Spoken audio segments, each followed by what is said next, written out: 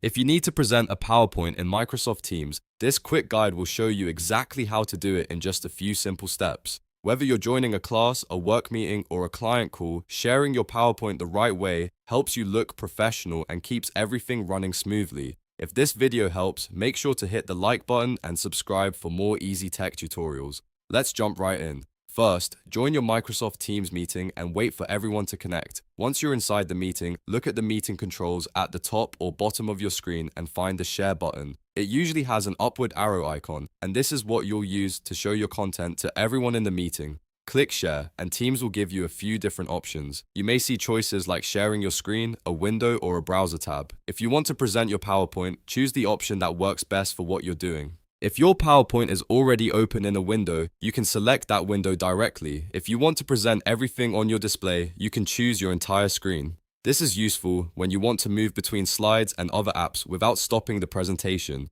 If you're choosing a specific window or tab, click on the PowerPoint window or the tab that contains your presentation. Make sure you select the correct one before continuing, because that's what your meeting audience will see.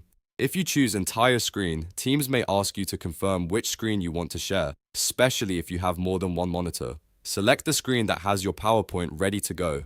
After you make your selection, click Start Presenting or Share to begin.